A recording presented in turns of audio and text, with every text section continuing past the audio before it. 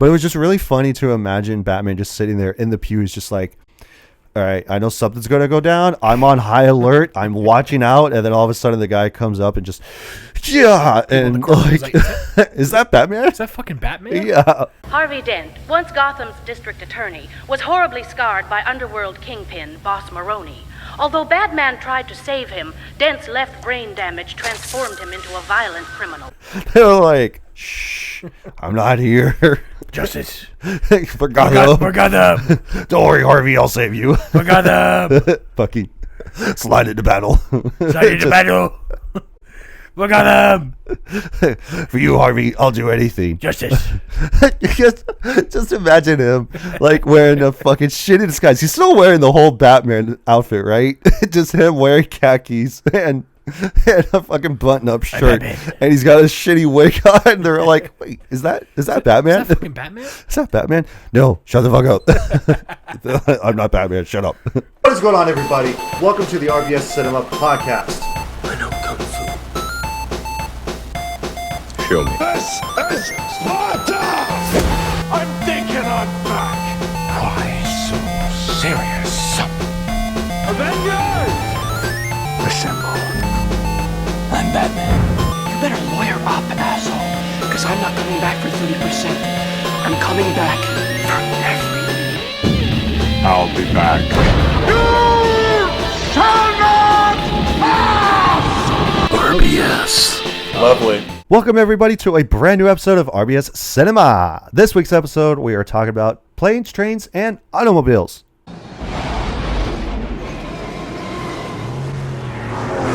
Oh my. So, we just decided to do this because, one, we've never watched this before, collectively we.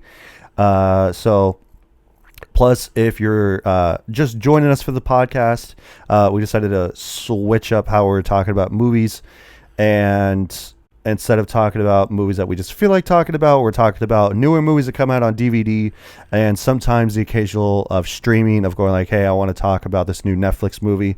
It's coming out, and just to see how it is, and just going about doing all that fun stuff. But since there was nothing coming out this following week, at time of recording, next week, but by the time this comes out, there would be little to no interest of stuff to talk about specifically. So we decided to talk about this since we never watched it before. So, but with that being said, I'm your host, Devin. With me as always, co-host Jack. I'm still Jack. And we would implore you to take that a step further. Implore. To, subscribe to the channel, check us out. We really appreciate you being here, however you guys are doing it. And, again, just take that a step further by subscribing to the channel on YouTube, Spotify, and on Apple Podcasts, wherever you get your podcasts and stuff. Also, be sure to check out our Instagram and TikTok, because I'll be posting clips on that as well. And, leave a like, share this around with everybody that, just get the word out. We really appreciate that as well. I want you to tell all your friends about me. So, and then, let us know if you thought that Planes, Trains, and Automobiles is going to be a rent, buy, or skip. So. Yeah, I don't remember exactly why I said that I wanted to talk about it, but I don't remember what the reason for us bringing it up was exactly. I don't remember either. I know that we talked about it at the tail end of last week's episode, but I don't remember. We were talking about it at work, I'm pretty sure, but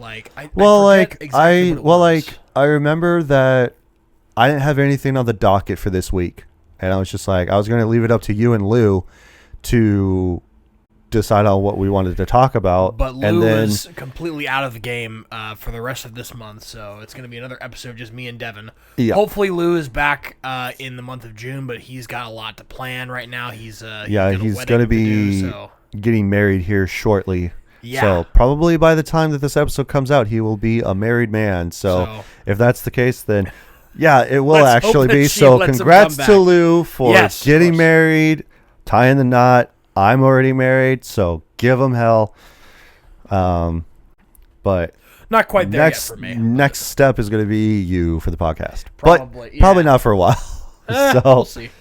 But yeah, that'll be the thing for him when this comes out. Will be him getting married, So, But regardless, today hopefully, the next time that he's on, he'll. Oh no, wait, no, it'll be one other time. Because it'll be technically next week. He'll be getting married by the time of recording, and then we won't be recording with him. So it'll be the week after that. So by the tail end, yeah, about the third week into June, he'll hopefully be back. So third week into June. At some point in the future, he will probably TBD. come back. He will probably come back. Let's hope. So, But anyway, we're going to talk about this 80s joint, which I've always been told was like a really great comedy. That it's very highly rated. Yeah, because like even with the looking at the pretty much like ratings on IMDb, it doesn't have very many low ratings. Yeah. So it's all basically like 7s to 10s, but it's mostly in that middle ground of like 7 and 8 mostly. So I think more priority on 8, but still. So, but we'll have to see what we give our consensus on this movie. So, because, you know, I'm surprised I never watched this a lot sooner. Yeah, that's what you were telling me about it a little bit when we were talking about it at work earlier. So yeah, so I was just like, I really enjoyed this. So, but we'll save that up until the end. Yeah. So just keep. Don't want to give away the game too early. Yeah, so stay tuned for that. But before we talk about any of that, let's talk about watch list here. I don't have a whole lot. Me neither, really. And before I get into my actual watch list, I'll get into Devin's Gaming Corner. Oh, yeah, right. So, we were going to do this last episode. Yeah, so I finished Far Cry 6. There you go. I moved on to the DLCs, and they were pretty boring, let me tell you. That's what I've been hearing. So, because, you know, it has, one of the DLCs has to deal with all 3 of the previous antagonists for the 3 previous Far Cry games, being 3, 4, and 5.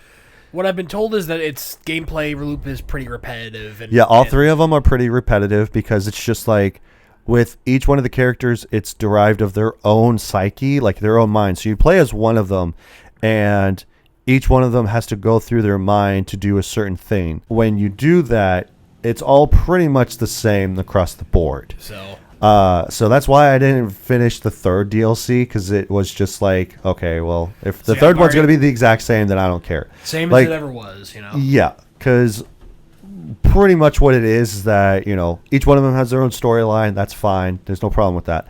But it's just the gameplay mostly is that you start off with a pistol. You can upgrade your own individual traits and also like get gun upgrades.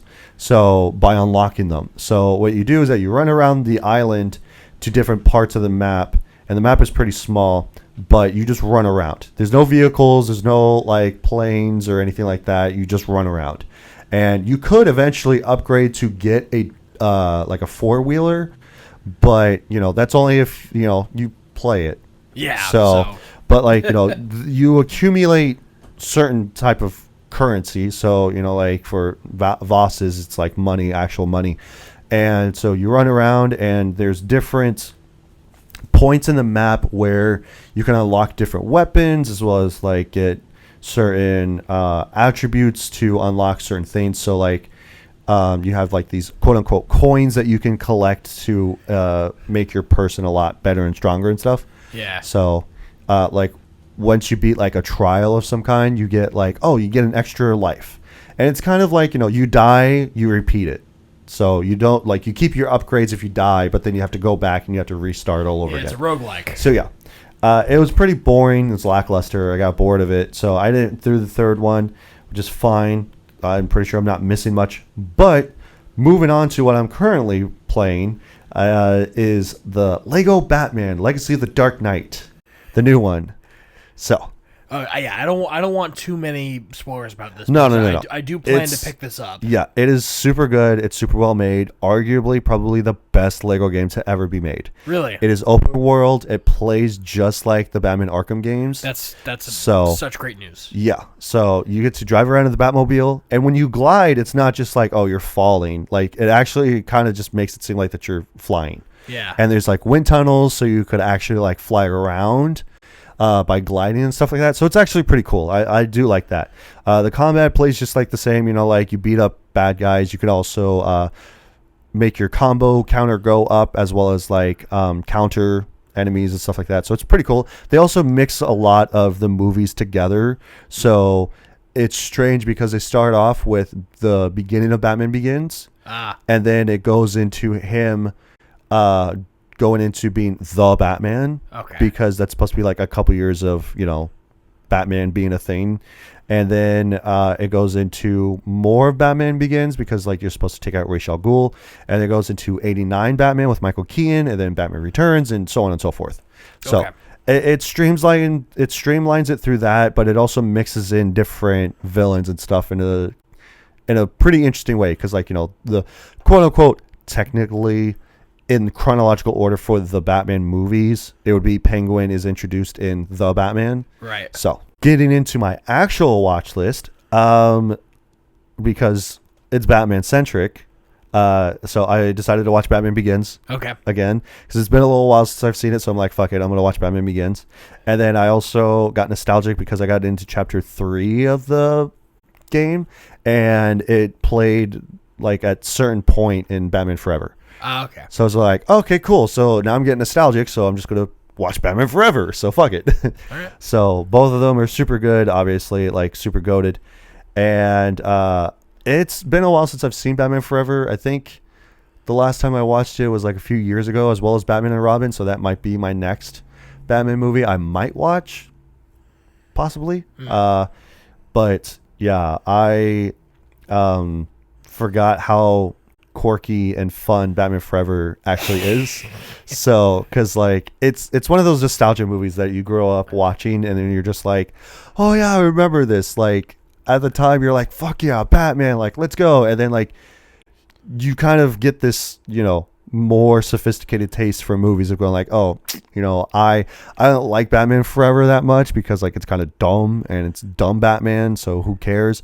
And then once you get older, and like you kind of just stop caring about movies as much. Yeah. And then like you're like, oh yeah, like I'm getting nostalgic, especially with this movie, like I'm gonna watch it again. And then you start cheering again, kind of like you're a kid. You're like, oh yeah, like this is fucking great. Yep. So and it's kind of like with certain movies, like it's a bad movie, but it's such a good movie at the same time. Yeah. Because like I remembered for Two-Face, because like, do you remember this? I've never seen Batman. You've never seen Batman? Okay, you gotta watch Batman Forever because I've seen Batman and Robin, but I have not seen Batman Forever. You should watch Batman Forever. It's really funny because like I know that I referenced this because like when we talked about the Mummy Returns episode, that I said like at the corner of the screen you see Imhotep's like toes or a part of his foot, and then he jumps in and he goes like, no. Oh yeah, right. Yeah, for that Brendan part. Fraser killing the Scorpion King.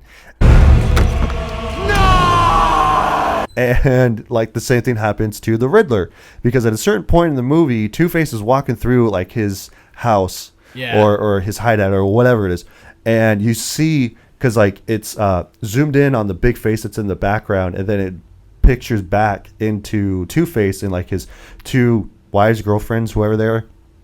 You see the Riddler standing off to the side because it's Jim Carrey. Yeah. And because he's supposed to walk into frame at some point when they're all talking and whatever, and then he's supposed to make his entrance as the Riddler. But you see him just standing there up against the wall. It's super funny. But yeah, it's certain things like that like tickle me. Also, I don't know if you heard about this, but like Tommy Lee Jones plays as Two-Face for one. I know that at least. Yeah. So like, did you hear that? Like, this is like old news, but when him and Jim Carrey were doing their scenes together, Tommy Lee Jones went up to Jim Carrey and he goes like, I don't like you. And he goes like, I don't find you funny. I don't find you entertaining at all. I just don't like you. So, and so I'm like, what? Okay, like whatever. And because like this is like early on Jim Carrey, so like this was like 90s Jim Carrey. Maybe he was just like trying to say like, don't make me laugh. No, it was just the fact he just didn't find him funny. Okay, all right. So he literally just straight faced went like, I don't find you funny. Stop. So, Okay. Okay. But there was another thing that I forgot to mention about it, but I don't know. I'll probably remember. All right. But anyway, yeah, that was my watch list. I was gonna watch Mask of the Phantasm too, but like I just got too busy editing the podcast, so I'm like, fuck it. So, but yeah, that was it. Just the 2 Batman movies. So. Okay, so my watch list is pretty short. So let's see. So me and Andy watched The Crash on Netflix, which is a hour-and-a-half documentary about this girl who just graduated from high school. I think I saw something about this. She supposedly murdered her boyfriend and then an innocent passenger in the back of her car by driving straight into a brick wall. What the fuck? Basically. So she was trying. She legitimately. She did it by pushing her foot 100% on the gas pedal. Yeah. And she did not attempt to brake once. Jeez. When she turned onto a road, and she just drove straight into a brick wall. And not a lot of people knew what happened until they went through the evidence and found out, she was actually trying to kill her boyfriend. Yeah. And the guy in the back, I feel so bad for him because he's just an innocent guy. He was one of their friends, but she was just trying to kill him, the boyfriend. Right. But then their friend tagged along, and then so she goes what's one more person? And also wiping herself out too. So she basically is in prison for the rest of her life now. But good, she deserves it. Yeah. What the fuck is that? So what the hell is even that? Her parents maintain her innocence and stuff like that. What she did wasn't actually that bad. It was a huge uproar on social media because this was only 4 years ago. It was in 2022. It was a big story. Mm-hmm. I remember now. So, sorry to piggyback off of my Batman Forever tangent that I had. It was the thing where on TV they're explaining Two-Face's background, okay? Because he's already Two-Face, right? So they don't do parents go down crime alley and then bang, and then parents are dead, and now right. So they made a short blurb of Two-Face's backstory of going once DA district attorney Harvey Dent was on the stand to Falcone's goons was in the stand and threw acid in his face, and that was the whole thing. But it was really funny because then Batman is also there in the courtroom because he jumps over the stands to go and block the acid because that's what they decided to do was throw acid in Harvey's face to teach him a lesson or to kill him or something. Yeah. And he had a manila envelope covering half his face when he was talking to the guy, and then he had it covering half his face, and that's why he became Two-Face. But it was just really funny to imagine Batman just sitting there in the pews just all right, I know something's gonna go down, I'm on high alert, I'm watching out, and then all of a sudden the guy comes up and just and is that Batman? Is that fucking Batman? Yeah. Harvey Dent, once Gotham's district attorney, was horribly scarred by underworld kingpin Boss Maroni. Although Batman tried to save him, Dent's left brain damage transformed him into a violent criminal. They were shh, I'm not here. Justice. For Gotham. For Gotham. Don't worry, Harvey, I'll save you. For Gotham. Fucking slide into battle. Slide into battle. For Gotham. For you, Harvey, I'll do anything. Justice. just imagine him wearing a fucking shitty disguise. He's still wearing the whole Batman outfit, right? Just him wearing khakis and a fucking button-up shirt, and he's got a shitty wig on. They're like, "Wait, is that Batman? Is that fucking Batman? Is that Batman? No, shut the fuck up. I'm not Batman. Shut up." Okay, so to get back to my watch list. Yeah, get back to your watch list. Sorry. So I finished up Invincible season 3. So nice. I'm gonna start season 4. I still need to go through season 4, but eventually. And then I watched the next episode of Lord of the Flies. I'm kind of doing that little piece by piece. Yeah. Because it's how many episodes are there? 4. 7? Oh, okay. There's 4. Okay. But because it's kind of gross. Honestly, it's very unsettling. You kind of have to you don't really want to consume it all at once, Right. So I'm gonna watch the 3rd episode at some point. How long are they? Half an hour? Like an hour. Oh, okay. An hour long. They're like mini movies almost. Right. That's how the Continental was stars, I think. They're like each there's only 3 episodes, but they're each like an hour and a half long. So they're all basically like a movie a piece. I'm just like, Jesus, like we're really doing like 3 episodes, each an hour and a half long. Like, God. You want more John Wick verse. Well, yeah, like I do too, but I mean, like, to know about like Sam Winston's Winston's cool. Well, yeah, like, wait, is his name Sam Winston? No, I think his name's just Winston. Oh, I don't know where I got Sam Winston from. I don't remember. Winston Payne. But yeah, like Winston's backstory, that's what it is, and then how he became the manager of the Continental. Yeah. Okay.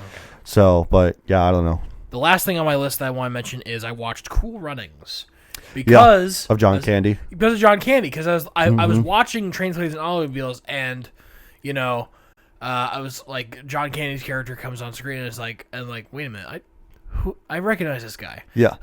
Like you know who I thought he was? You know the what's his name? You know who he was? What was his name again? No. Like the NSL skit, right? Where the guy comes down. Yeah, the SNL skit. Yeah. The SNL skit where it's the big fat guy. Yeah, Chris drunk Farley. uncle. Oh, Chris Farley. Okay. I kept thinking that he was Chris Farley. Oh, okay. And I was like, oh wait, John Candy. He's from Cool Runnings. Yeah. He's the coach in Cool Runnings. So I decided to watch Cool Runnings again. Such a great movie. Yeah, I remember watching that when I was a kid. Have you ever seen Spaceballs? I have seen Spaceballs. He's Barf. Oh, that's right. Yeah, he's also Barf in that. I need to rewatch Spaceballs. Which I think that they're going to pay an homage to John Candy for the second one. Yeah. Which, honestly, they fucking better. And they should. Because, like, they just came out with, in theaters, I believe. I don't know. I can't keep track of everything. But, like, they did a John Candy doc. Oh, okay. Not a biopic, but a documentary, and it was released and stuff like that. And Ryan Reynolds was really backing it up because, like, you know, he looked up. And I told you about this when we were at work, but like, he looked up to John Candy, and I think that's what influenced him to being the actor that he is now and stuff like that. So, like, you know, you can find all this stuff on his social media and all that bunch of stuff. So, like, he just loved John Candy, and, you know, like, he talks endlessly, especially around this time now, about him and stuff. So I guess I'm just a sucker for movies that are based off a true story. Yeah. Because you know, like Cool Runnings is actual, like not like a exact retelling of what happened. It's entirely dramatized. It's supposed to be for kids, but yeah, they pretty much like punch up the story to make it more entertaining than it actually was. Cool Runnings, if people don't know, it's the movie about the Jamaican bobsled team that was back in the. It's either late 80s or early 90s. It was 1988 Olympics, where it's about these 3 track stars from Jamaica who blow their chance to go to the Summer Olympics, so they have to find another way to get to the Olympics, and they decide to have a bobsled team. Yeah. And it's a great story. I especially love the scene where they're in the bar and Yul Brenner, you know, the muscular bald guy, sticks up for Junior, the rich boy kid, and because he's getting picked on by the East German bobsled team. Yeah. I love their dynamics. It's so great. I forgot just how much I thought it was a really good movie. The only problem is it is a Disney film, so the only way you can really watch this is if you have Disney Plus.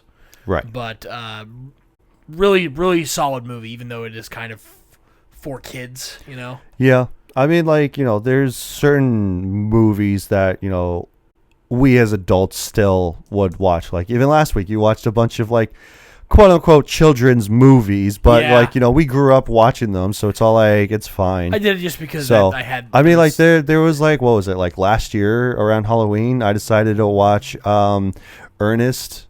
Scared Stupid, and it's like that is definitely geared towards children, but, like, you know, I only laughed like a couple of times, like, out loud, which is like the one scene where he has the troll trap, and then, like, and it's basically like a giant trash can, but, like, he has his hand stuck on it or something like that, and then the lid drops down on his hand, and he just looks back and looks away, looks back at his hand, looks away, and then he just does the scream.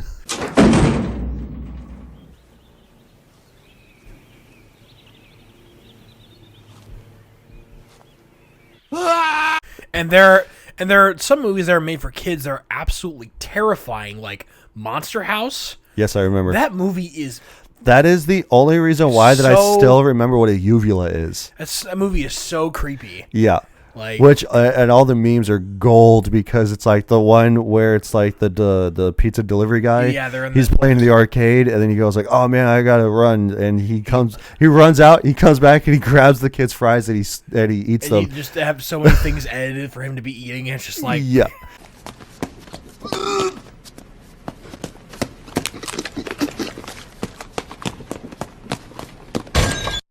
And then also yes, we've talked about this before. The police officer, he rolls up. He says like, "Sorry about that, kids. We were eating a bear claw in the forest." He goes like, "Ah!" He opens his mouth and it's just like a scream. Yeah. So.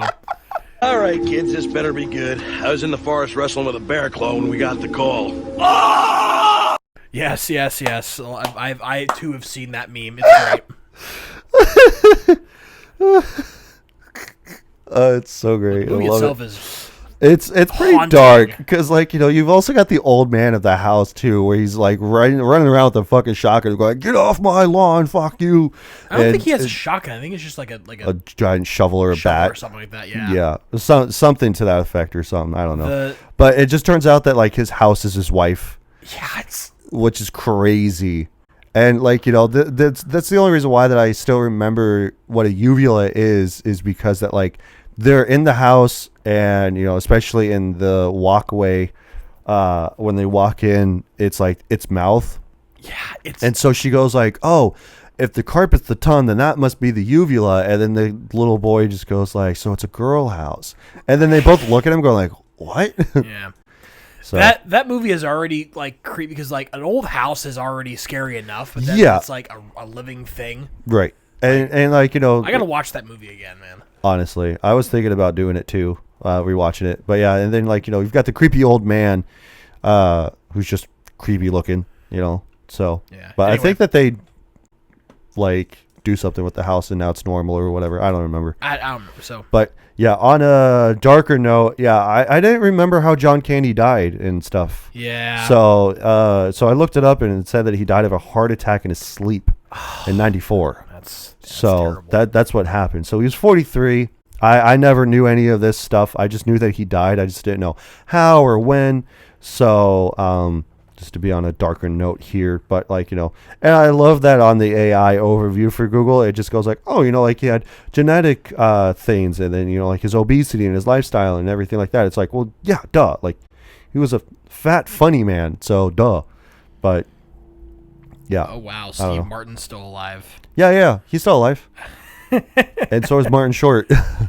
I was like, Did you think that he died or something? I just forgot how old he was because he looks old in this movie. He looks old throughout his whole career. He's always had white hair, which is fucking strange. How old is he now? Did you see? Let's see. He was born in 40. I don't know. He's 80 years old.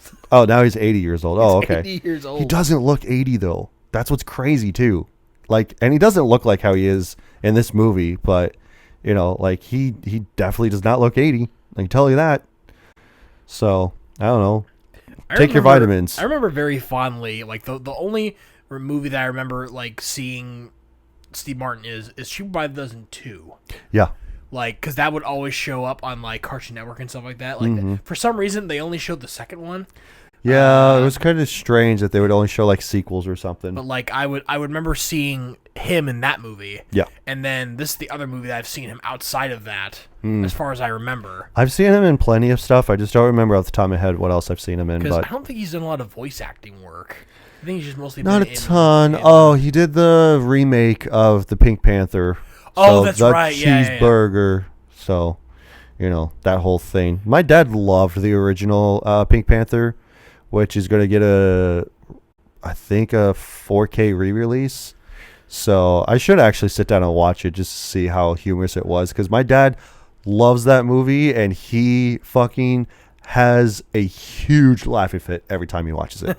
Especially when I was living with him at the time. Like that's what ended up happening was that he would watch the Pink Panther and just have a laugh riot. That and Chappelle Show. So we definitely need to talk about the new Looney Tunes movie that's coming out later this year. Oh, the Acme one. Yeah, Coyote versus Acme. Or Yeah. like that. Something like that. Because, dude, like, that was in development hell for, like, the longest time. Like, it was like, oh, yeah, it was greenlit. They were making it. And then, like, in the middle of production, they're like, nah, we're going to scrap it. And then it never, like, came to fruition. And then they're like, no, we're going to pick it back up. Like, that's a movie that I'd be willing to go into theaters to see. Yeah. Like, I'm really excited for that one, since we're talking about the Pink Panther. Right. So, but, yeah. I don't know when that movie comes out. But anyway, let's talk about this movie. We'll, see. We'll table that for another day. Yeah. So, but... Any horror, yeah. Let's move on to this movie. So what we'll do first is like run down the list of stuff. So like what it's specifically about, director, writer, stars, all that boring stuff, and then get into our discussion about it. So, movie is about a Chicago advertising man must struggle to travel home from New York for Thanksgiving with the lovable oaf of a shower curtain ring salesman as his only companion. So, do you agree with that? Yes. Okay. Which is pretty much like what happens. They're going from New York to Chicago. I would say that these two are bound by fate. Yeah, 100%. And so we got writer-director combo, John Hughes. So if you guys remember John Hughes, he did The Breakfast Club, which you watched last week. That's why we wanted to talk about this movie. It's because it was directed by John Hughes. Right? Yeah, because I started mentioning some of the movies, and you're like, oh, yeah, I've never seen that. And then we like, okay, well, we'll talk about it. That's the reason. That's the reason we want to talk about this, because we were talking about The Breakfast Club before. So, but yeah, as well as like 16 Candles, bunch of other stuff. So, got just like top cast. So, of course, we got Steve Martin, John Candy. Layla Robbins plays as Steve Martin's wife. Got Michael McKean, who you mentioned to me earlier today, was a state trooper. Kevin Bacon makes an appearance for a short time. Yes, this is the weirdest cameo ever. Yeah, and then got Dylan Baker. Martin Ferrero was the second motel clerk, like towards the end of the movie. Yeah, could you look at him real quick? I want to see what else he was in. I don't remember off the top of my head, but he's been in a bunch of other stuff. Jurassic Park was one. That's who he is. He's the lawyer guy from Jurassic Park. Okay, I knew I recognized him. So that's so funny. But not a ton of people to actually reference. I just think it's hilarious that I saw Michael McKean in this film. Like, he was the police officer, and I'm like, what a absolutely random time to be able to see him outside of Better Call Saul. Yeah. For those of you who know, Michael McKean is Charles McGill in Better Call Saul. He's Saul Goodman's brother. Oh yeah, that's right, huh? Yeah, so such a great actor. Yeah, that's right. Now I recognize him. Yeah. It's kind of crazy that he didn't get nominated for an Emmy for like best supporting actor. Because that was actually really, really good. So his performance as Charles McGill is absolutely incredible. Yeah. I mean, of course, that has to do with a lot of Vince Gilligan's writing, but Michael McKean, such a great addition to that series. Yeah, for sure. And then last one I just wanted to mention was like Eddie McClurg, who's the car rental agent lady. So, which this is the only reason why that it is rated R. Of going like, did you know? So this is the only reason why that it was rated R in the first place, was because of this scene specifically. Oh my God, of Steve Martin saying "fuck" several times in a row. So that is the only reason why they used up all of their F words on that scene specifically. Honestly, though, valid crash out. 100% valid crash out.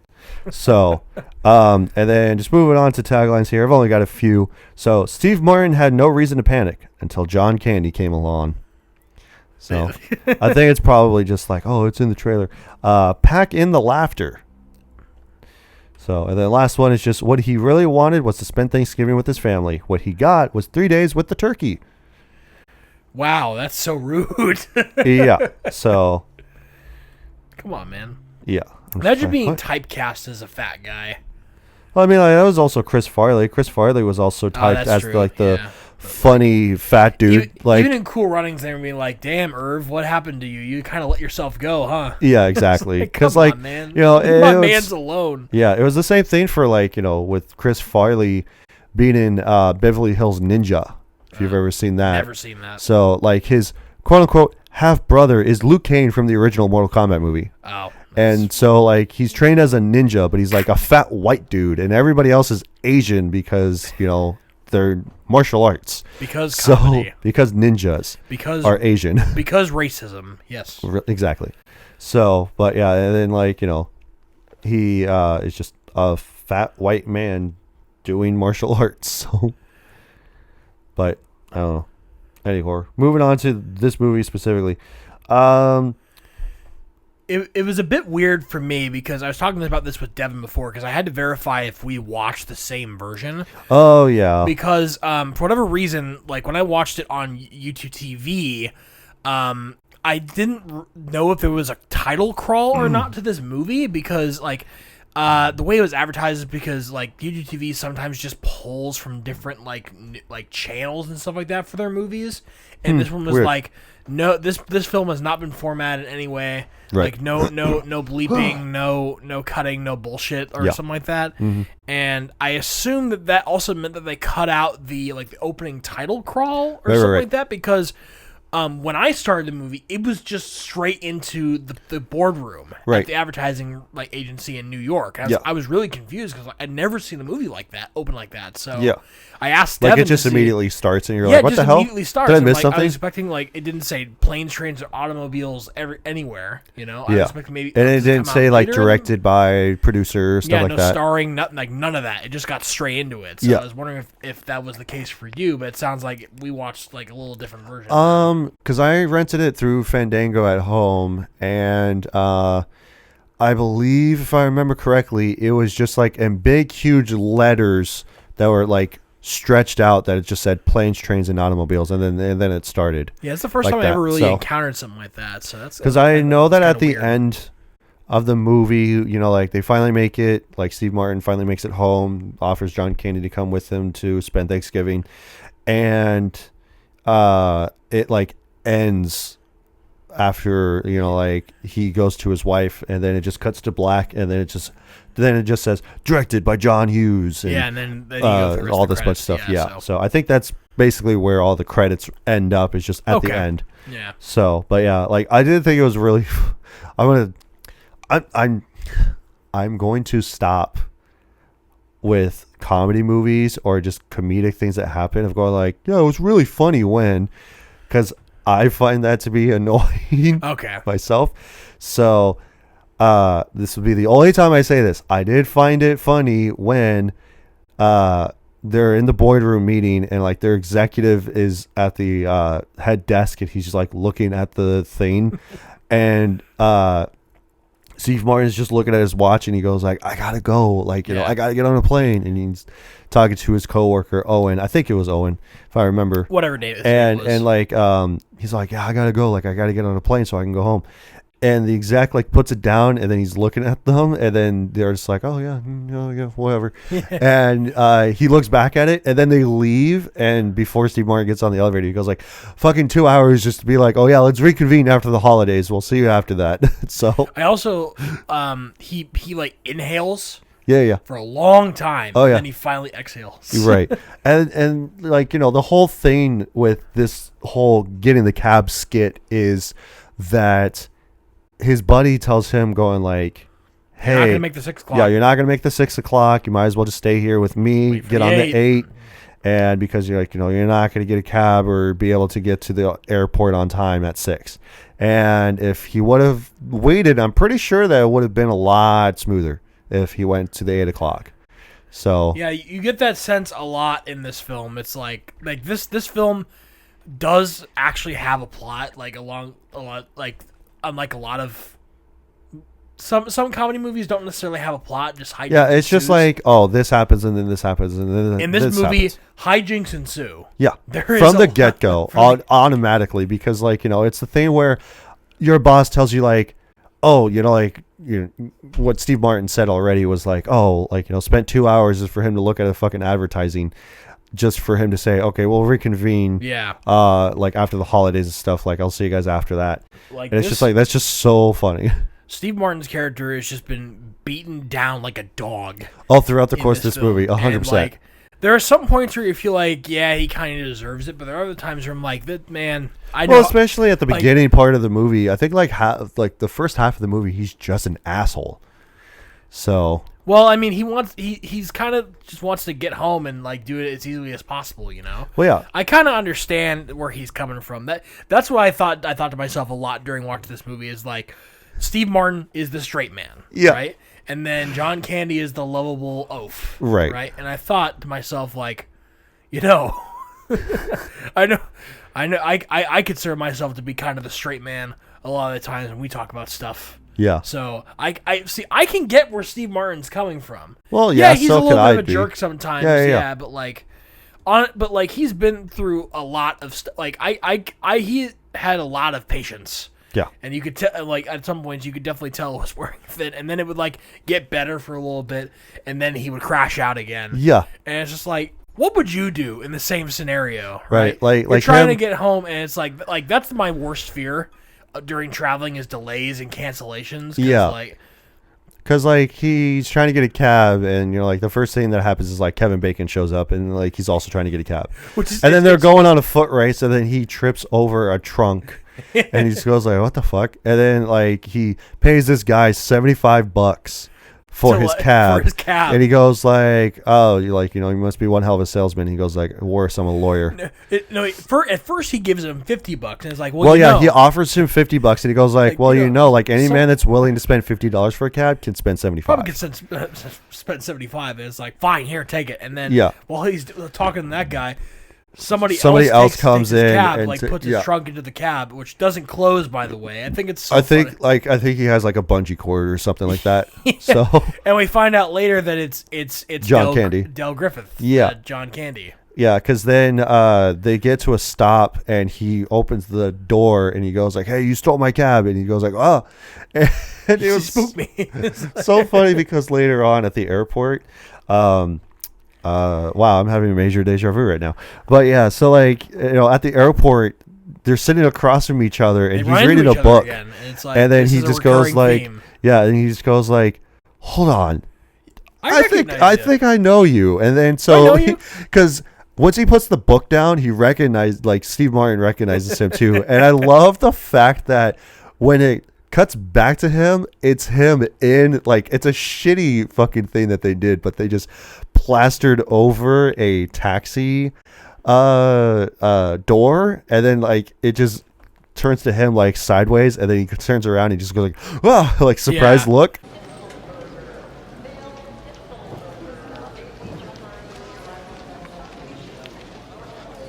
And they cut back. It's that one got me. I was just oh my god, you stole my cab. And I was like, oh, I didn't realize that. He goes like, well, I've never stolen anything in my life. He goes like, no, you stole my cab. Yeah.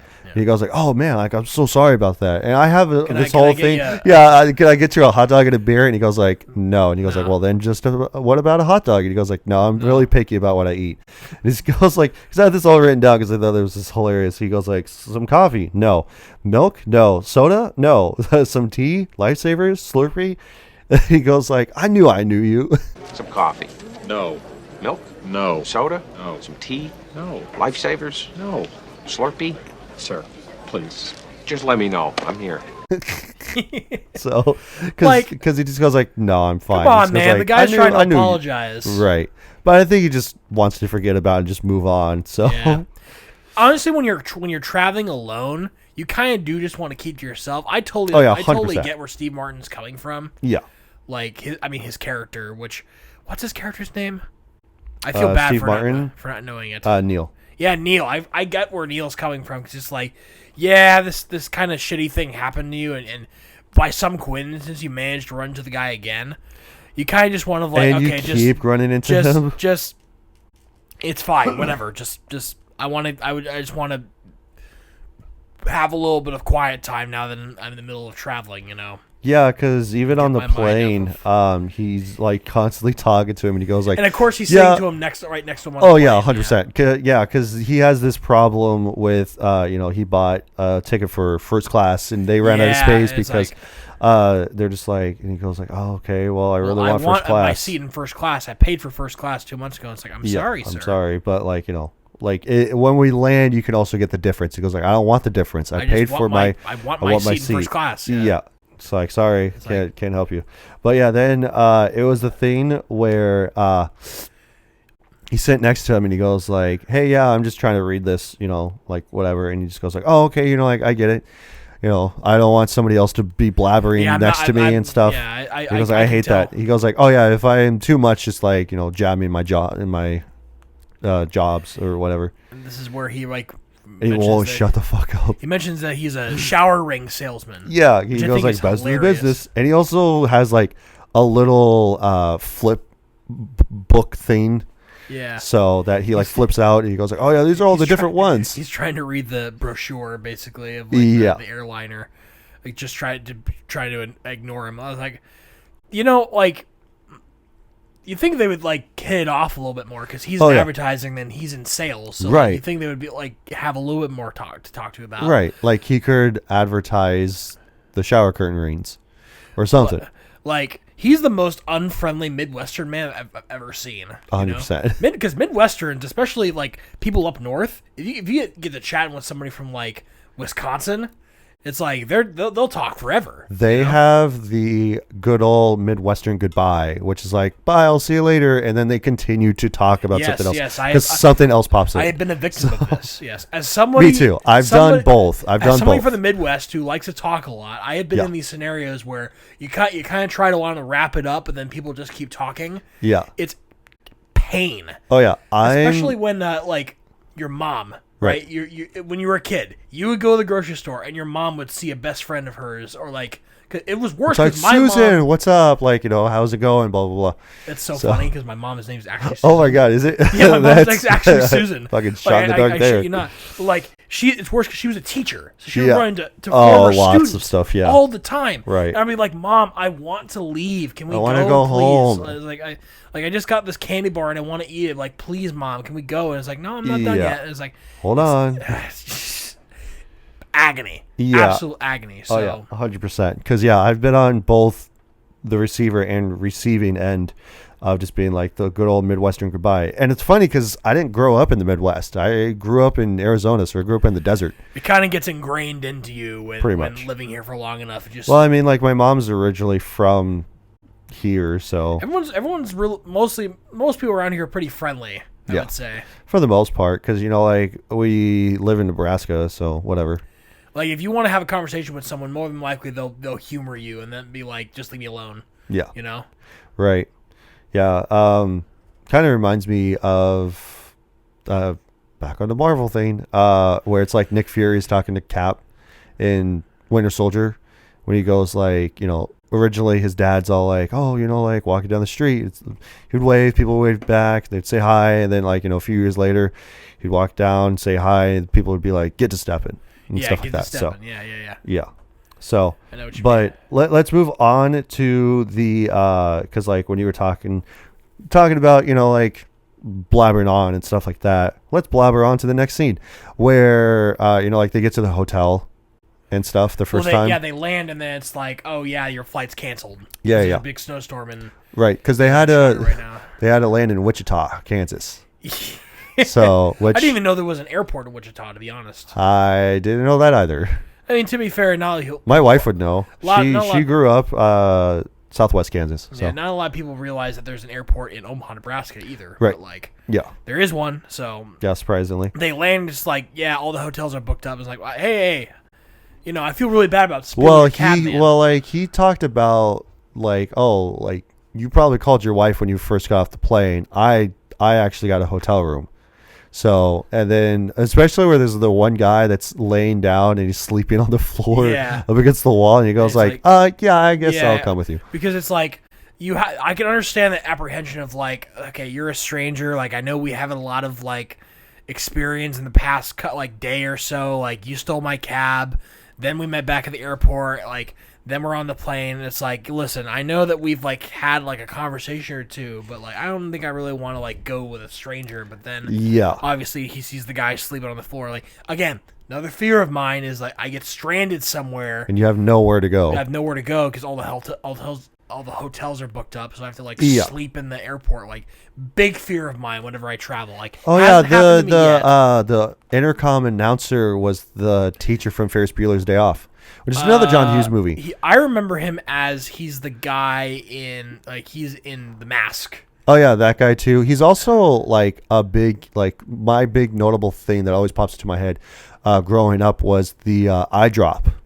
He would always advertise the eye drops. So I think he was also in. I think he was one of the Pixies in Fairly Odd Parents too. Maybe. Yeah, he was actually. Yeah. Because they're like dull and boring. Yeah. He always gets. He was like the main. Yeah, he's the main Pixie guy. He's typecast as the dull, boring characters. Because it's all like always. Bueller.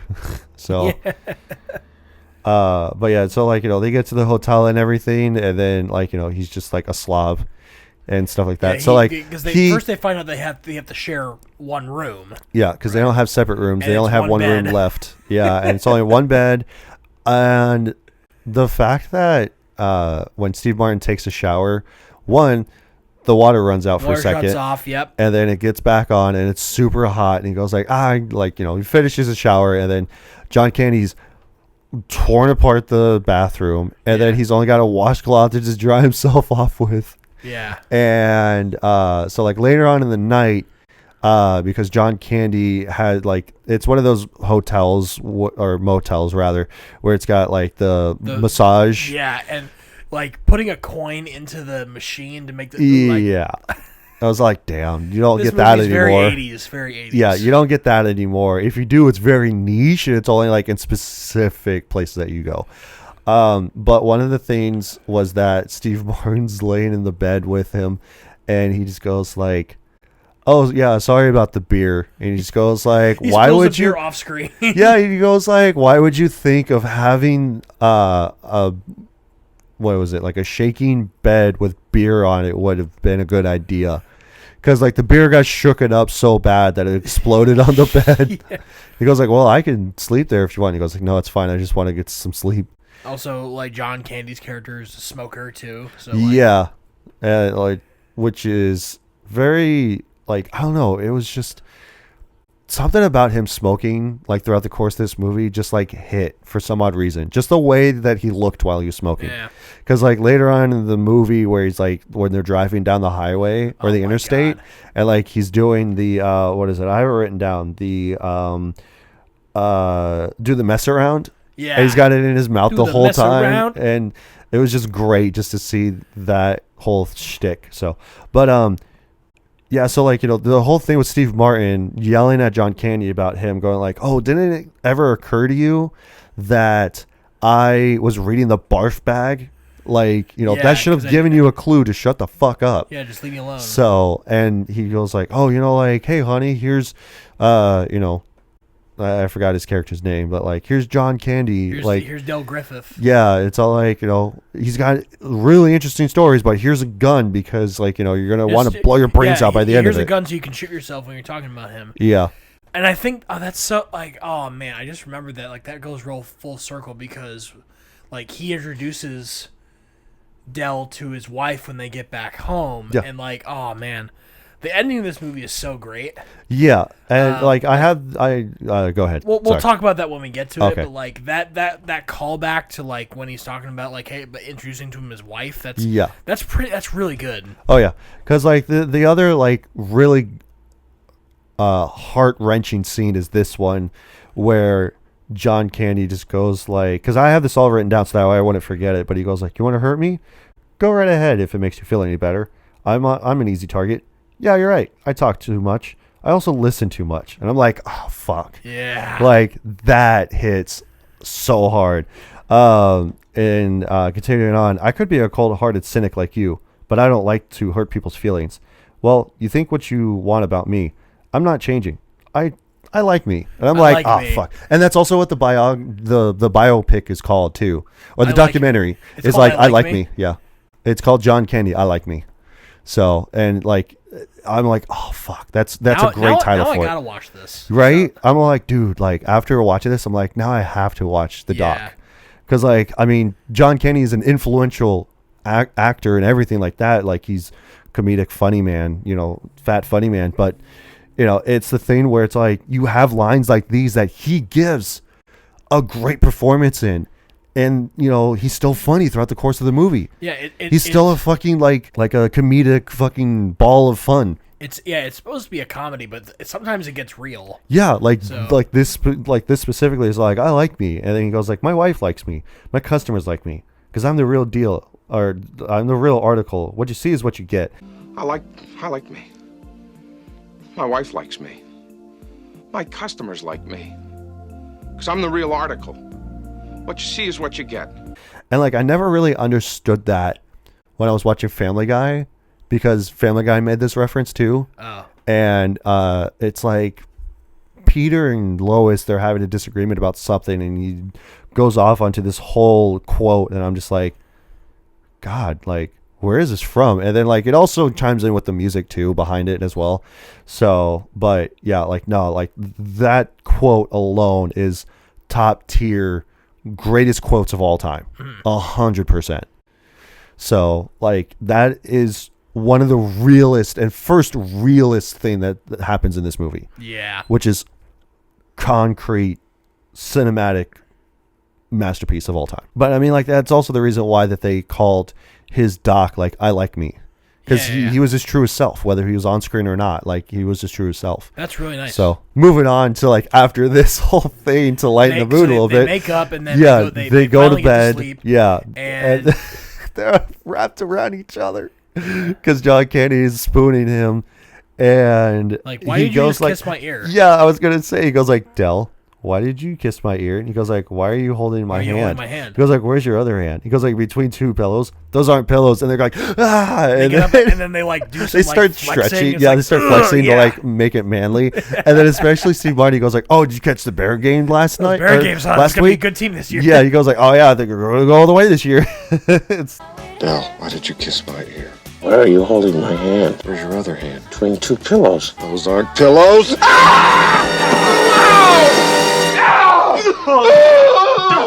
that Bears game last week? Yeah, hell of a game. Bears got a great team this year. So funny. I don't know if they were a good team that year. I should have looked that up real quick. Yeah. I know that in the 90s they were pretty good, but after that, I think it's gone downhill. Were amazing in the 80s. Yeah. Fantastic, from what I understand. Right. My dad's been a Bears fan because he grew up in Chicago. So every time that, not that they're on, but every so often when it gets to being like football season, he'll text me about like, duh, Bears. And I'm like, yeah, whatever. Bears might be pretty good this year. We'll see. Yeah. Well, you're more of the football guy than I am, so I don't really do sports. Yeah, the Bears could be interesting this year. I'm an Eagles fan, so. Yeah, sorry, I was taking a drink, but they wake up and then they're like, okay, well, we can't. We gotta leave. So we're not gonna be able to fly anymore because like flights are just like canceled, fucked everywhere. Well, especially going into Chicago because the weather is so bad that they can't land or anything. So they have to take a car to the train station, I believe. Yeah, because next is going to be the train because it goes like, planes, trains, and then automobiles. Yeah, so they got to go to the train station. So and Del calls a friend who has a pickup truck. Well, it's his son. He sends his son to go and pick them up. And it's like to go to the train station, and then they go like, oh yeah, like you're here to take us, and he goes like, yeah. I love the fact that he spits. And it droops down onto his chin, and he wipes it off, and then he shakes. He shakes his hand, and then he goes like, "Yeah, again, I'm trying to resist the urge of going like, oh yeah, it was really funny when," but like he has his wife also help them with the heavy trunk. And he just goes like, "Oh yeah, we got it. Yeah. He goes like, nah, "Oh no, she's got it. Like she may be skinny and small, but she's strong as hell." He goes like, "Oh yeah, like one of the births that she had, kid came out sideways," and they're like, "Oh no, we got it." I'm like, "What the fuck? How does a kid come out sideways?" And they're right in the back because there's like they have to because that's the only seat that they have. And there's it's a just dog in the back. Yeah, he goes to grab the glove because like he forgot his gloves at the office. Or at, like his buddy's office or something like that, and he goes like, "Hey, like just send him to my house, whatever." He goes to reach for it, and like a dog comes out of nowhere in the back because it's all filled with hay. Because of course there is, right? And the dog's also missing a couple front teeth too. And John Candy just goes like, "Give him the goddamn glove."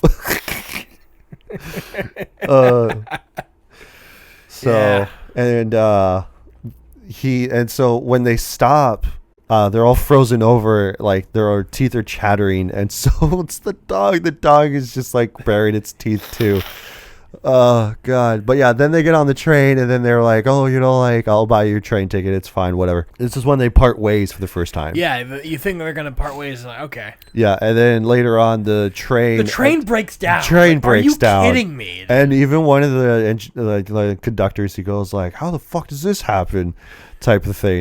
And he goes like, what happened? Like, what's crazy is that they make them walk to the nearest right, because like one of the what was it? Like it wasn't the conductor. It was like one of the ticket takers. Or yeah, I think it was like the ticket taker guy. Yeah. They're like, oh, check your ticket. It's like half a mile to the nearest road. Yeah, and then like you'll walk this way somewhere, and then like you'll get to another station or whatever, or you'll make it to the nearest town or whatever. And he sees John Candy like lugging around his trunk, and then he helps him out. And he helps him out. He goes like, all right, fine, fuck it, like whatever. And then they I forgot what happens. Oh, then they get to the bus station. Yeah. So and it's like, have you ever been on a bus before?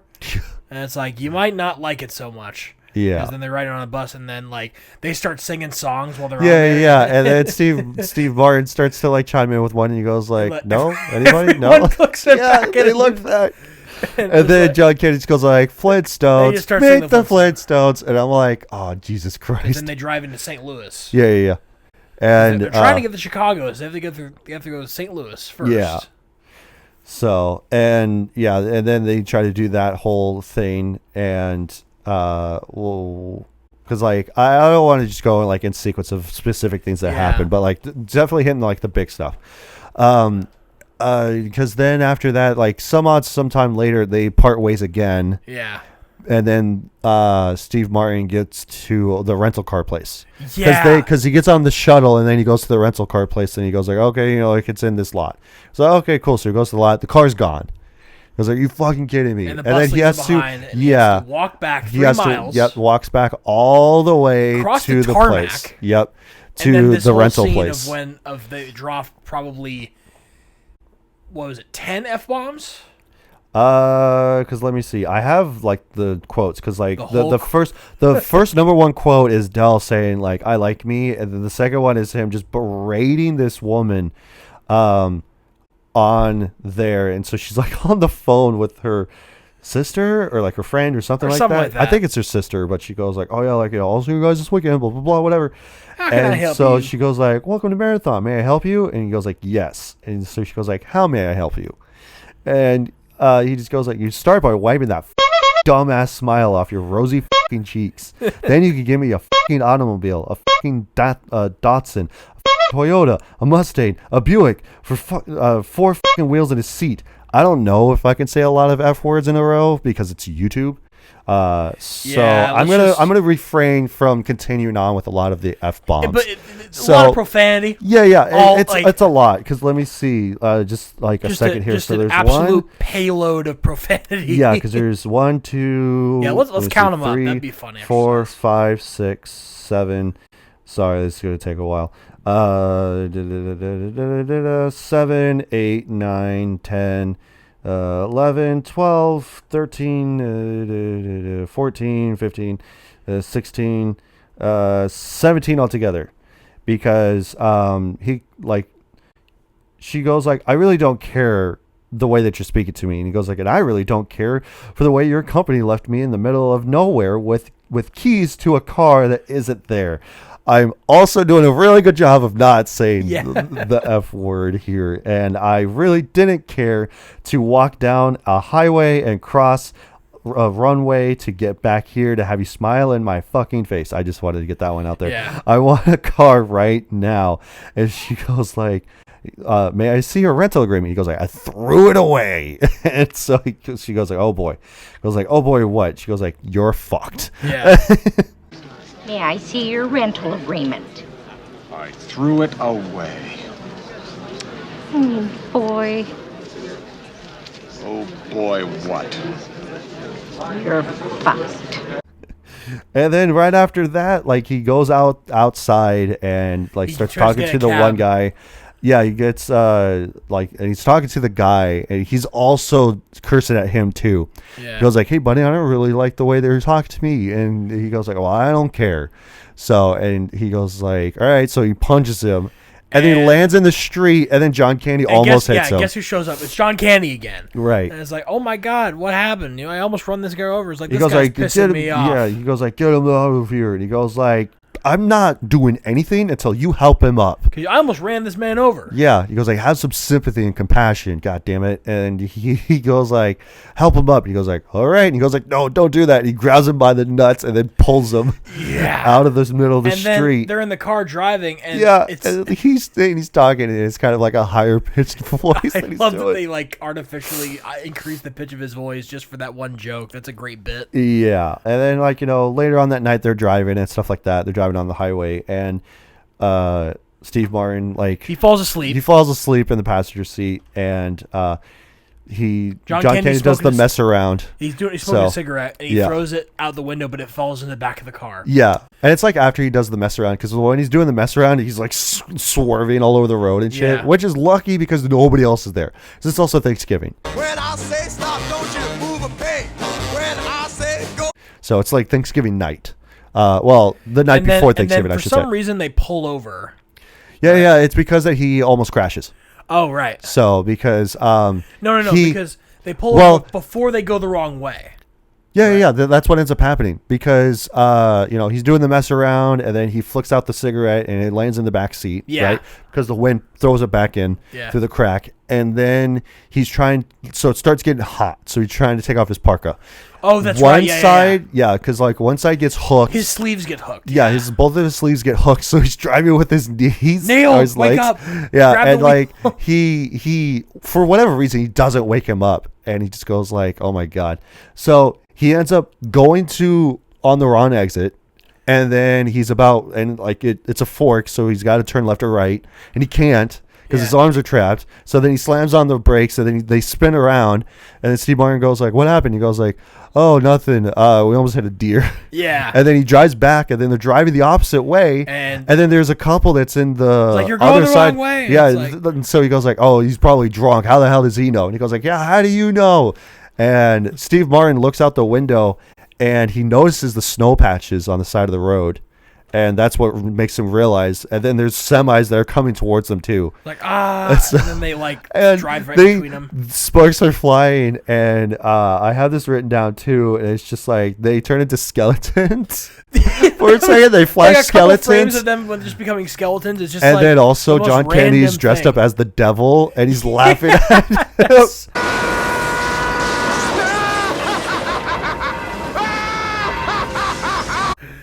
That is such a funny way to be able to do that. I thought. Yeah. And before I'm doing it too, so like. Yeah, and then before we go any further, I have to pee. All right, let's finish up. Yep, because we're almost at the end of the movie, so we'll finish this up real quick. But after that, then the car sets on fire, and they just start laughing. Yeah, they start laughing. Steve Martin is laughing because he goes like, "Oh yeah, like, how did you afford to rent the car if you don't have any credit cards or any cash?" And he goes like, "Oh, I gave the girl the shower curtain rings." And he goes like, "You can't do that because I can't just rent a car with shower curtain rings." And he just goes like, "All right, fine. I wasn't going to tell you this, but I might as well now." And he goes like, "I put your credit card was in my wallet and I didn't have anything else, so I used your credit card, and I was going to pay you back, and that's why I asked you for the address." And he just goes like, "But my credit card is in my wallet." And he just goes like, "Yeah, because I put it back in there after you went to the bathroom or whatever it was." And like, where is it now? And it's in your wallet. It's in the glove box. Yeah. Which the whole time I was all like, "Oh my god, your wallet is in the glove box." Yeah. So then they go to the second motel, and then you missed the whole part where he's like, "You stole it." Yeah. He goes like, "You stole it." He goes like, "I didn't steal it." Back in there. Why would I put it back in there? Yeah. Kindness. Yeah, kindness. You stole it. You stole it. That's one of my. That's the one scene that I knew came from this movie because someone did like what's called an SFM animation of it using characters from Team Fortress 2. Right. SFM means source filmmaker. It's like Valve's like movie making. Right, program. And like that's how a lot of animators could use those types of characters. They just did an animated version of it. Like, let's see if I can pull it up here real quick. Because I remember that there was the one Team Fortress 2 animation where it's like they're talking and stuff, and it's like a cute anime girl or something like that, but she's a furry. Oh. And like I think it was the what was it? The skinny soldier guy. I don't remember. I've never played Team Fortress 2, so I don't know what his role was, but he goes like, oh, like, get away from me, and so she'd be like, ooh, and shit like that. What in God's name are you doing? Back off, you crazy bitch! Please give me huggy wuggies. Ooh, what the fuck are you saying? Might be Scout, honestly. It might be the Scout, yeah. Let's see here. You stole it! I thought you put it there! Why would I put it there? Kindness? Kindness? You stole it! He stole it! It's so great. It's like that reminds me of like old Newgrounds videos and stuff. It's so fluidly animated, and like this is like filmmaking tools from like 2007. Right. Yeah. I'm pretty sure that they've moved on to bigger and better things. So, I don't know. That's always awesome. There's some too. cool stuff you can do in SFM still, like to this day. Right. No, I mean, like, they moved on to like bigger and better things as like, as far as animation or stuff Actually, goes. this might be using Gary's mod, honestly. Like that animation. That was possibly. I remember Gary's mod, but I don't know. Gary's mod is like people can do crazy things with Gary's mod nowadays. Oh yeah, 100%. Yeah. But yeah, and then like they find a hotel for the night, and then like he just goes like, all right, I've got my credit card, I got this card, and I've got it's all destroyed. Yeah, they're all shrunk up, and he goes like, it's like, yeah, these aren't plastic here, cards. How about this? I have my destroyed credit cards. Well, and a nice watch. he goes like, well, it's like $42.50. I think it was $42.50 for the room. Okay, here's $12. Yeah, and a nice watch. Yeah, and he goes like, I would, but I don't own the place, so sorry. And he just goes like, okay, well, what about also a nice watch? Yeah. And he goes like, all right. So he gives him the room, and then John Candy, he goes like, what about you? And he goes like, I have $6, or he goes like, or I think he goes like, I have $2 and a nice Casio, and he drapes it over his arm, and then he shows it on display. Do you have $17 and a good watch? No, I don't. I have $2 and a Casio. Like an infomercial. He goes like, sorry, I can't do that. And it's so sad because he puts him out like he's he goes to like sleep in the car, sitting up, by the way. Freezing and. Oh yeah, the other thing that we didn't mention was that like after the whole like double semi thing, that their fingers were dug into the glove the. That was a really cool detail. Yeah, I was like, that's funny. And they have to drive this broken down, burnt down car back to the hotel, and then even like the next day, they're trying to get out of it. And they get pulled over by Michael McKean. Right. Well, I mean, like even way before that, like the night before, they're getting ready to like go to sleep, but they're drinking. They have like a pack that has like a bunch of different alcohol in it. Yeah. He goes like, "Where are we going now?" And he goes like, well, I had the gin, so there's that." And then he just goes like, "All right, back to Mexico." He goes like, "Yeah, I'll have tequila, that's fine." And he goes like, "All right, Mexico," and so. And all that bunch of stuff. So like they're getting drunk, and he goes like, "Oh man, it feels like I'm back at summer camp." And John Candy just goes into the bathroom and just starts laughing. And he opens the door and he laughs some more, and then closes it. It was great. And but yeah, then the next morning they're trying to leave, and John Candy backs into the room and it just demolishes it. And he goes like, "Come on, let's get the hell out of here." So, and then they leave, they're on their way, and then like they're driving past this family, I think it's a family sedan, and so they're just like looking at them, and so like they're singing along to a song or whatever, and then they get pulled over, and he goes like, "Oh, do you think this cars take the drive?" And he goes like, "Oh, like well, he asks like, "Do you know how fast you were going?" He goes like, "Honestly, no, because like our speedometer is melted. So sorry, like we had no idea." He goes like, "You guys will go 78 miles an hour," and John Candy just goes like, "Oh yeah, no, I actually believe that. Yeah, that seems about right. Yep, that's true." and he just goes like, "So do you think this car is safe to drive?" And he goes like, probably not." Probably not. And he just goes like, "Okay, well, your mirror's gone." He goes like, "Yep." He goes like, "You don't have a speedometer." "Nope, that's melted." He goes like, "Surprisingly, the radio still works." Yeah. I was like, "Don't ask me how, but the radio still works just like it was brand new." So, and he goes like, "All right, well, unfortunately, this car is no longer safe to drive on the road, so I'm gonna have to impound it." He goes like, "No, sir, like, I fully take responsibility for breaking the law. I gotta have no get this question guy about that." back for his family by Thanksgiving. Yeah, and so he just goes, and so cut to them being pulled into the station. Yeah. So I don't remember what happens after the station. Like, because they eventually make it back to Chicago. They eventually make it back to Chicago, but I'm trying to think of like, oh, that's what it was. Like they end up in the station. They don't get arrested, but they end up at the station, and then John Candy pulls up with a guy that he met that has a semi. And he goes like, "Yeah, the guy doesn't like anybody driving his cab because he's sketchy about it, so we got to drive." So he goes like, "Well, as long as it's got heat, that's fine." He goes like, "Well, that's the thing. He doesn't like people in his cab because he's scared of them." So he goes like, "Well, then where are we sitting?" So they sit in the back of the trailer. It's like a frozen trailer. Yeah. And they finally drive into Chicago. They make it to the train, and then they part ways again. Yeah. And Steve Martin's on the train. This is the third time that they've or fourth time that they've And he's departed. thinking about him, and it's like, yeah, he's putting the pieces together. Steve Martin goes back to the train station. He finds him. He's like, "What are you doing here, man? Aren't you supposed to be going home?" And it's like, I was like, "I haven't been home in 8 years. My wife's been dead." Yeah, he goes like, "My wife's been dead for 8 years. I haven't been home since." Steve Martin's been like, "Okay, well, you're gonna spend Thanksgiving with me," and then they get to his house, and then he introduced him to all his kids. Yeah, and then his parents, his wife's parents. Like, "Honey, this is Del Griffith." You know.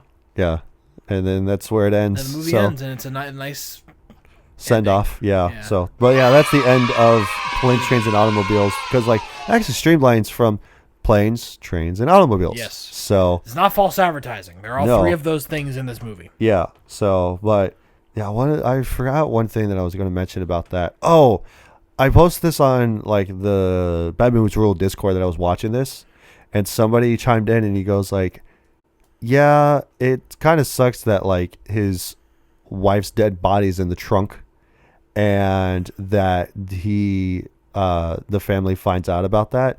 I'm just like, "What?" And this is like before the movie ends, and I'm like, "No way, that doesn't happen in a John Hughes movie, no way." And then I go like, "What?" And what is this, some sort of like film theory? Yeah, that's what I was thinking too. I'm like, it has to be like a conspiracy theory, right? And he goes like, "Yeah, it's a theory that I made up." And I'm like, "What the fuck?" And I'm like, there are actual people that will make up these theories. Like, there's another movie podcast. I don't follow them or nothing, but like, I think it's called The Breakfast Club. Oh. And they always talk about like movies being interconnected to each other, especially like older movies, like Encino Man. Encino Man, the Brendan Fraser's like the character, because he's a caveman, is also like in another movie who's also in another movie. Oh. So all three of those movies are basically connected by that one character, so they all are in one universe. Okay. Pretty much. So, but anyhow, enough about that. Let's get down to our consensus if we have anything else left. Nope. So nothing else on Planes, Trains, and Automobiles. Cool. I'll make it short and sweet. Yeah, me too. It is an absolute hands down fucking buy. Fuck yeah! Best of the best, sir. With honors. 100%. I loved this movie from the get-go. I was laughing the whole fucking time. Literally laugh outright. I would say that it's a buy. I would literally watch this every year around Thanksgiving. So throughout the course of this movie, through the course of this movie, I just thought it was hilarious. And, like John Candy, Steve Martin, everybody in this movie was phenomenal. John Hughes knocks it out of the park again with this movie. And, especially with the giant quote of John Candy of, like, "I like me," what you see is what you get. Like, that tugs on your heartstrings. Like, it actually almost made me cry. Yeah. So it made me tear up a little bit. I was like, fuck, dude, that hits you right in the feels. So, but yeah, no, I absolutely love this movie. I would actually buy it, but I'll probably buy it when it's on sale. Okay. On digital. What about you? Yeah, I was on the fence a little bit. I originally thinking this, I was thinking it was kind of a rent, but then as we were talking more about it, and you do bring up a good point. It's a one of the very few like movies about Thanksgiving that isn't about like Christmas and stuff. Yeah, it's a movie that you can watch around Thanksgiving, and I'm also gonna say it's a buy because I was not expecting to like it as much as I did. Right. Not that I think it was going to be bad or anything like that. I mean, the reviews speak for itself, but like, I love how grounded everything is. The story is it's not just like, oh yeah, inexplicably this thing happens. Like all these bad like chain of events happening, kind of unrealistic. Right. But it's not supposed to be like that. But like you can imagine like any one of these things happening to you. Yeah. But it's such a great story about like these two guys who like you could tell they were going to become best friends. Right. The two matched characters that fit well together. Steve Martin and John Candy have such a great chemistry in this movie. Yes, 100%. I enjoyed that like it wasn't like silly the whole way through, and it didn't get old. And, right, it wasn't just like overbearing. By these real grounded character moments, and it's only like an hour and a half too. Yeah, really. So I looked it up yesterday on my way home, and I was all like, "Oh man, like I got to look up to see how long this movie is," and blah blah blah. And then I was just like, "Oh shit, it's only an hour and a half." Like, yeah, so dude, that's fucking awesome. Like, it's been a while since I've seen like an hour and a half movie that we talked about on the podcast, because all the podcasts are like over 2 hours. So I'm just like, oh fuck. But some of them are like, oh okay, like especially last week we talked about The Running Man. Yeah. That one wasn't too bad. It was only a little bit over 2 hours, but like it did seem to drag on a little bit, but. But yeah, this movie, solid buy. Fuck yeah! Best of the best, sir. With honors. Oh, for sure. Solid 100%. So let's move on to suggested people here, and then we'll call this an episode. Yep. So what we'll do is that we'll go into IMDb, look up a 110, sometimes both star review, depending on our rating, and see what other people have to say. So this one is actually more recent, of 2021. Person gave it a 1 star, said outdated and overrated. This film has seemingly been praised by critics and fans alike, but do not see such reasons for these praises. Found the film to be quite lacking in comedy and very forced. Very forced and lacking in comedy? Are you fucking kidding me, dude? Steve Martin's character is too unlikable, while John Candy is better, but even so, the comedy isn't funny. That's the point. Oh my god, you missed the point, Steve Martin is supposed dude. to be the straight man. It's funny because he's not usually like that. He's not supposed to be comedic. He is the straight man. And John Candy is supposed to be the overbearing, funny dude. Yeah, these two characters are supposed to be blown out of proportion they're foils of each other. Yeah. That's what makes it funny. They're like two puzzle pieces that match perfectly together. Yeah. So, featuring a very simple and predictable story, everything is laid out quite obvious. I didn't see that. I don't know. I feel like there was a lot of unpredictable things to happen. Like, for someone who went into this completely blind, I'm like... Me too. I wasn't like, surely it can't get any worse, right? Right. And then all of a sudden, they're on the opposite way of the fucking interstate, and then they almost run into 2 semis. Like, all of these things happening all at once, yeah, it's not supposed to be realistic. That's why it's so ridiculous that all this stuff is happening. Right. You just feel... It's supposed to make you feel bad. Yeah. But it's still funny. Right. But, like, if you'd be thinking to yourself, like, oh, man, I hope this doesn't happen to me. That's why it's funny. Yeah, right, exactly. Everything that can't go wrong does go wrong. Strongly do not understand the high praise for this film and didn't find anything quite funny, more so sad and depressing. If anything, is quite overrated and not a quote-unquote classic, as many claim. No, this is a classic comedy. Yeah, I mean... Through and through. I mean... And it is not overrated. It's a lot of, like, awkward sort of, like... uncomfortable sort of comedy that you like might find like it's a different style of comedy. I can see you not getting this if you're a little younger, right? I would say, because you're more used to like how comedy movies are nowadays. But like, yeah, this is a more like, I guess it's more grounded comedy. Like, yeah, it is. It's not highbrow humor, but it's also not lowbrow humor either. I can believe that these two characters are real. Yeah, Like, 100%. They're written very. It's either that you've realistically. met this person, or like you've interacted or whatever. So Yeah. I don't know. Like, and the fact that just scrolling through the rest of them just to see if there was like another smaller one, there's not. Yeah, honestly, it's all there's long and only overdrawn. 2 that are super long and overdrawn out. But there's only 3 bad reviews on IMDb about this. Yeah. So, which is crazy to even consider that this one, well, like every movie, for whatever has critics and stuff like that, but like not every movie is going to hit and have a 0 to do with star. The fact that it's like it's John Candy. He's not alive anymore. I Right. don't really want to hate on a movie about It hit different. about an actor who died who's so lovable and stuff like that. Yeah, it's hard to hate kind this of like movie. Jackie Chan, right? You can think that it's not funny, but you can still appreciate the character moments that these two 100%. characters have, and you can appreciate their dynamic. Yeah. All right. Anything else to talk about in Planes, Trains, and Automobiles? No. Okay. That's all I had. So. All right. We should probably end it here then. Yep. So with that being said, thank you everybody so much for watching, listening, tuning in, and how you guys are doing it. Again, we really appreciate you taking the time, checking us out. Again, if you're new and if you want to take that step further, help us out, subscribe to the channel and subscribe to, like I said, YouTube, Spotify, and Apple Podcasts, wherever you guys get your podcasts. And, again, leave a like, leave a comment. What did you guys think about Planes, Trains, and Automobiles? Let us know.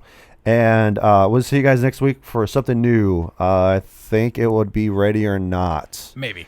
So we'll discuss about it and double check the schedule. So, but with that being said, we'll see you guys next week. So bye. Bye.